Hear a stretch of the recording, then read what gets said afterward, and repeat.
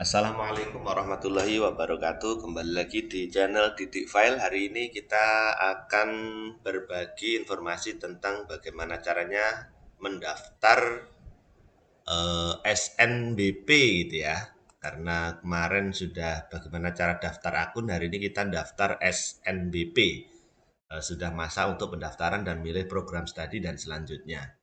Nah, langkah pertama, anak-anak sekalian silakan dibuka saja di portalnya SNPMB, di portal depan ya, portal SNPMB, kemudian kita pilih menu ke portal SNPMB, kita pilih masuk.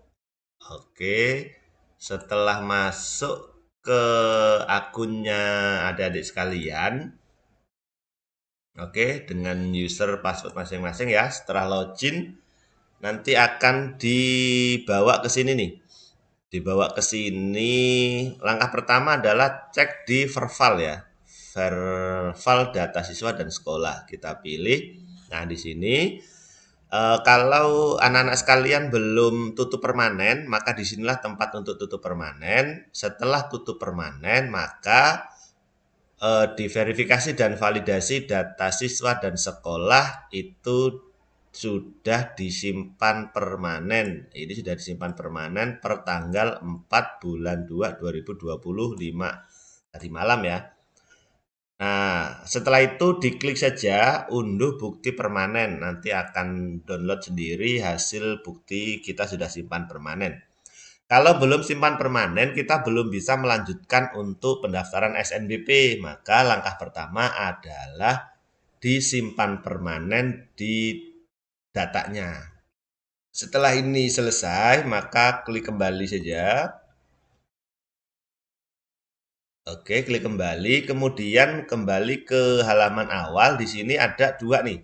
Satu pendaftaran SNBP, yang kedua pendaftaran UTBK SNBT. Karena kita ini SNBP, kita pilih pendaftaran SNBP. Dan bagi nanti untuk anak-anak sekalian yang tidak masuk di eligible dan ingin mendaftar di SNBT, disinilah tempatnya. Sama-sama setelah punya akun, verifikasi data, klik permanen, pilihnya SNBT bagi yang nggak masuk eligible. Nah, sekarang Bapak ngasih tutorialnya yang masuk eligible dan daftar SNBP.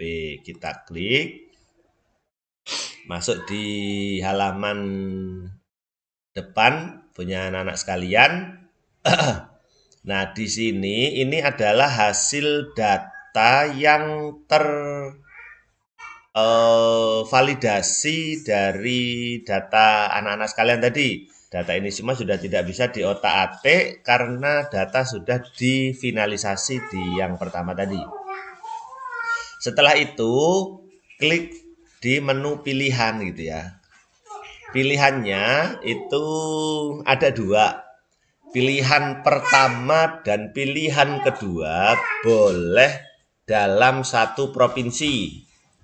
Kalau ingin beda provinsi dari sekolah milik anak-anak sekalian, maka satu di luar provinsi, satu di dalam provinsi. Kalau dua-duanya dalam provinsi, boleh.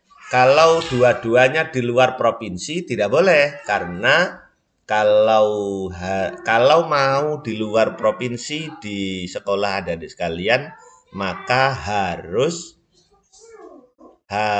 salah satunya di dalam provinsi tempat adik-adik tinggal ya, di sekolah itu maksudnya.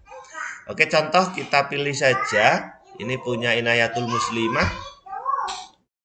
Ini setelah saya tanya, si Inayatul Muslimah ini ingin kuliah ambil prioritas pertama adalah di Universitas Brawijaya. Kalau anak sekalian pakai laptop tinggal klik saja, ketik saja Brawijaya gitu.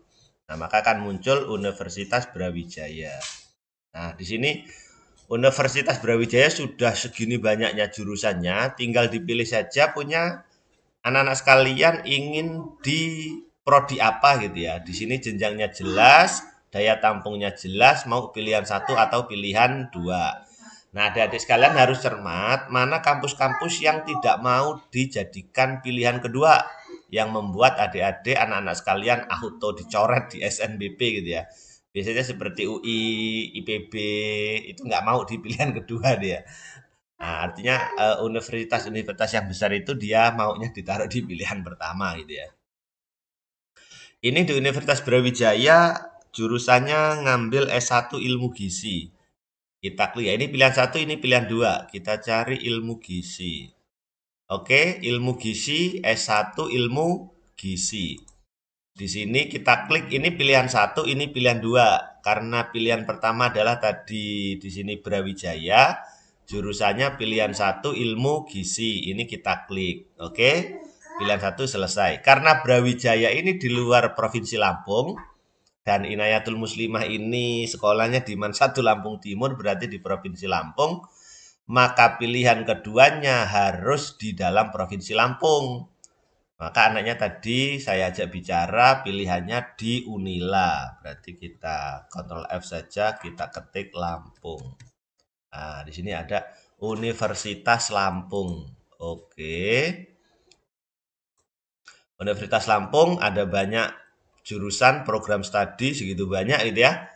Tapi si Inayatul Muslimah ini di pilihan kedua, ingat ini pilihan satu, ini pilihan dua, Unila gitu ya. Di Unila mau mengambil jurusan akuntansi jenjang S1. Kita cari S1 akuntansi. Begini ya. Berarti tadi Brawijaya di pilihan satu, Unila akuntansi di pilihan kedua. Setelah ready semua, maka kemudian pilih simpan semua pilihan ya. Kita klik di sini. Oke. Apakah Anda yakin menyimpan pilihan Anda? Simpan. Oke.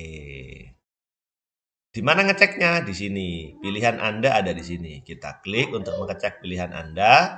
Nah, di sini pilihan 1 Universitas Brawijaya Ilmu Gizi, pilihan 2 Universitas Lampung akuntansi S1. Oke. Kemudian kita kembali. Langkah selanjutnya adalah kalau adik-adik sekalian itu di jurusan seni, DKV ataupun penjas, maka nanti pilih klik portofolio. Gitu ya, di portofolio karena ini ilmu gizi dan akuntansi, maka tidak menggunakan portofolio, cukup diklik saja langsung ke prestasi. Nah, di prestasi ini ada beberapa prestasi yang bisa diupload, ada 1, ada 2, dan ada 3. Prestasi yang diupload adalah prestasi terbaik dari prestasi yang relevan dengan program studi yang anak-anak sekalian akan ambil.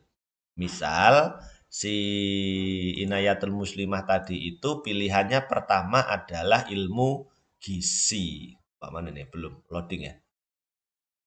Pilihan pertamanya ilmu gizi, maka logisnya sertifikat yang dilampirkan adalah sertifikat tentang lomba-lomba atau apapun bentuknya yang berkaitan dengan gizi. Gizi seperti di biologi gitu ya. Nah, itu bisa dilampirkan di prestasi di sini gitu ya. Pilih saja 3 yang terbaik dari level internasional, nasional, tingkat kabupaten ataupun kota. Di sini yang pertama adalah bukti prestasi. Itu bisa PDF, PNG atau JPG. Nanti tinggal dicari saja bukti prestasinya, sertifikatnya begitu maksudnya dilampirkan. Kemudian di sini ada deskripsi. Misalkan juara 1 dari 150 peserta lomba pencak silat tingkat provinsi Lampung yang diselenggarakan oleh Dispora Lampung, nah gitu misalkan. Gitu ya. Singkat, tidak boleh kosong apabila Anda mengunggah prestasi ini. Kemudian bidang prestasinya apa gitu ya, sesuai dengan sertifikat yang adik-adik miliki, kemudian tingkat prestasinya apa, internasional, nasional, provinsi atau kabupaten kota, diupload saja mana yang paling baik di posisi 1. Nah, yang selanjutnya pilihan individu atau kelompok. Ini maksudnya kalau lomba itu Anda jalani sendiri maka pilihannya individu, tapi kalau lombanya beregu itu dipilih kelompok. Kemudian tahun perolehan prestasi. Tahun berapa prestasi itu dibuat, misalkan 2023 atau berapa 2022 atau 2024 gitu ya. Artinya ini di masa SMA ya, jangan di masa SMP atau bahkan SD, tidak boleh. Kemudian nama lembaga pemberi prestasi, berarti kan penyelenggaranya, misalkan Dispora Jawa Barat di sini, atau misalkan kantor Kementerian Agama Provinsi Lampung, Provinsi Banten, dan seterusnya, atau siapapun yang menyelenggarakan itu. Oke, kemudian setelah itu terupload semua, maka nanti akan di sini keterangannya sudah ini terunggah karena ini belum mengunggah. Kalaupun nanti salah, nanti bisa dihapus gitu ya. Oke, begitu juga dengan prestasi kedua, ketiga untuk diupload. Saran saya adalah dalam prestasi ini diupload prestasi terbaik yang relevan dengan program studi yang anak-anak akan ambil di perguruan tinggi itu sesuai dengan jurusannya. Kemudian timbul pertanyaan baru, Pak, kalau tak punya sertifikat yang relevan bagaimana? Saran Bapak, kalau memang tak ada, kasih saja sertifikat seadamu di level yang terbaik. Mudah-mudahan itu menjadi pertimbangan panitia. Misal Anda punya piagam paskibra tingkat nasional atau pramuka tingkat nasional. Loh, tapi kan jurusan saya ilmu gizi, Pak. Ya, kan tidak menutup kemungkinan bahwa mereka punya apa namanya itu. Kalau kita ekstrakurikuler ya, kalau di kampus itu apa sih organisasi mahasiswa itu kan bisa jadi bahan pertimbangan dan belum tentu juga seluruh Indonesia punya prestasi yang relevan kan begitu. Artinya bisa diupload saja tidak ada soal gitu ya. Kalau prestasi sudah terupload semua, kemudian langkah terakhir adalah di finalisasi. Oke. Di kolom finalisasi ini akan menyatakan bahwa anak-anak sekalian sudah apa namanya yakin bahwa data itu betul, tidak ada perubahan lagi karena setelah finalisasi tidak boleh diotak-atik lagi gitu ya.